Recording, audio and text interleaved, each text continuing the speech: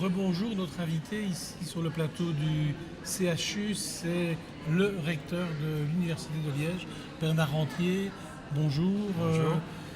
En tant que recteur, je suppose que vous ne pouvez que vous montrer satisfait de ce festival qui, d'année en année, acquiert de plus en plus de renommée au niveau international. Bien oui, je m'en réjouis parce que effectivement c'était un peu un défi quand ce festival a été lancé. C'est quand même la 9e édition, hein, et le défi est tenu puisque chaque fois il est plus important, et chaque fois c'est une réussite de plus en plus convaincante. Et je trouve ça magnifique parce que c'est quelque chose qui allie à la fois qui allie toutes les missions de l'université, c'est-à-dire le savoir-faire et le faire savoir.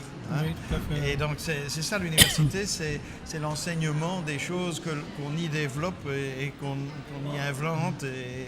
Et donc ça, on est pile dans le principe ici. Alors justement, vous parliez de l'université en général, et ce qui est remarquable peut-être dans cette édition aussi, c'est qu'il y a une collaboration vraiment très pointue entre la faculté de médecine, la faculté des sciences, excusez-moi, puisque aujourd'hui soir, il y a la grande première de cette opération chirurgicale retransmise en direct et en 3D.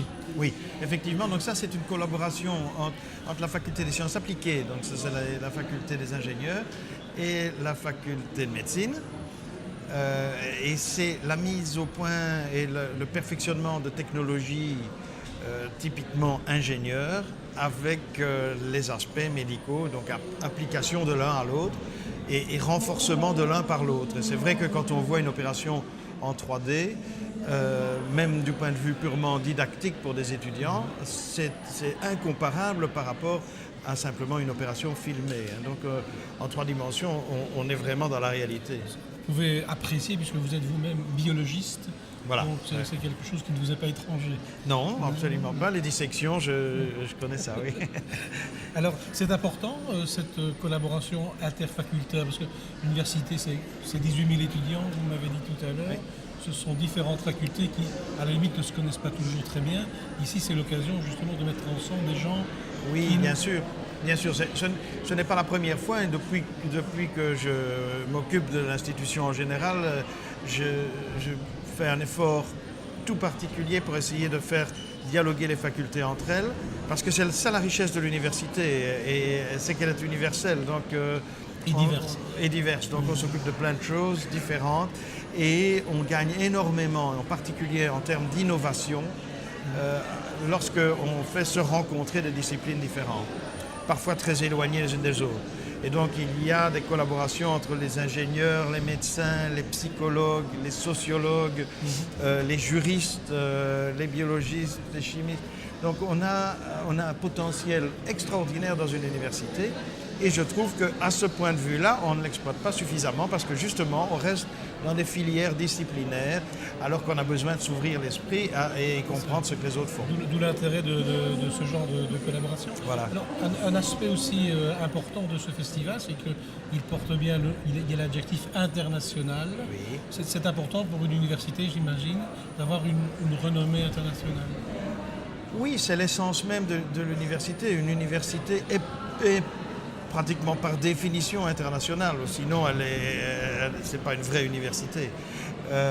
Pourquoi ? Parce qu'on se préoccupe de problèmes qui sont universels. Et vous savez, la médecine ici ou en Australie, c'est quand même la même chose. Et il y a intérêt à ce que ce soit la même chose, et il y a intérêt à ce qu'on soit tous au meilleur niveau. Donc on gagne beaucoup à dialoguer avec les autres universités, à travailler avec elles, à coopérer avec elles. Et on gagne beaucoup quand le reste des universités du monde monte de niveau, on monte tous ensemble. Et donc c'est une vraie collaboration. Donc il y a l'importance des contacts des professeurs avec l'étranger. Oui, Est-ce qu'il y a aussi des professeurs étrangers qui viennent donner des cours à Liège ? Oui, bien sûr, et de plus en plus. D'ailleurs, nous essayons d'ouvrir les chaires professorales à des étrangers, même parfois pour des des étrangers de passage qui restent que quelques semaines ou que quelques mois et qui font ainsi profiter nos étudiants de leur formation et qui en profitent, eux, pour aussi améliorer leur collaboration avec nos chercheurs. Donc ça, c'est une grande vocation de l'université depuis le Moyen-Âge, c'est la mobilité, c'est l'échange des chercheurs, l'échange des penseurs et toute la richesse de l'université. Elle est dans sa diversité, mais elle est aussi dans la diversité internationale. Autre aspect justement de cette diversité internationale, c'est est-ce qu'il y a beaucoup d'étudiants étrangers? On connaît les étudiants français, notamment en faculté vétérinaire. Est-ce qu'il y a d'autres étudiants étrangers qui... Et nous avons à peu près 1/5 de nos étudiants qui sont étrangers, donc c'est quand même une très forte proportion. 4 000, oui, pas loin de 4 000 sur 18 000 et demi, donc c'est quand même beaucoup. On connaît les Français. Et alors bon, c'est vrai qu'il y a beaucoup de Français dans les disciplines médicales et paramédicales et vétérinaires, mais il y a aussi énormément d'étudiants étrangers plus dispersés, alors moins concentrés sur des disciplines particulières. Mais nous avons des étudiants qui viennent je crois que c'est plus de 80 pays différents.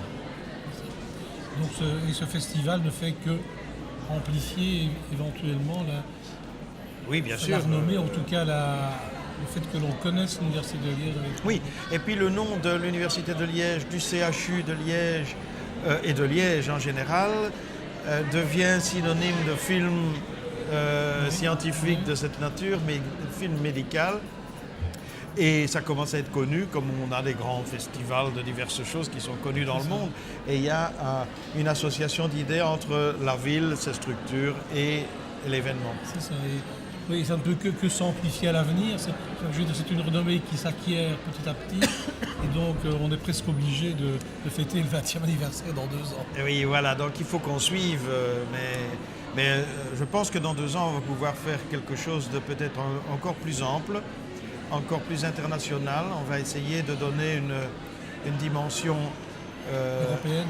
européenne et en tout cas très nettement régionale dans le cadre de la grande région qui, comme vous le savez, est maintenant en train de devenir un ensemble universitaire de très grand format avec plus de 60 000 étudiants et qui va de Liège à Nancy en passant par Metz, Saarbrück, Kaiserslautern, Trèves et Luxembourg. Et vous serez à Aix-la-Chapelle cet après-midi? Et je serai à Aix-la-Chapelle cet après-midi, oui. Très bien. Et dans 2 ans, je suppose qu'on vous retrouvera ici sur ce plateau pour la 10e édition, mais le 20e anniversaire de ce Festival international de Liège du film de santé. Merci et à tout à l'heure avec un autre invité.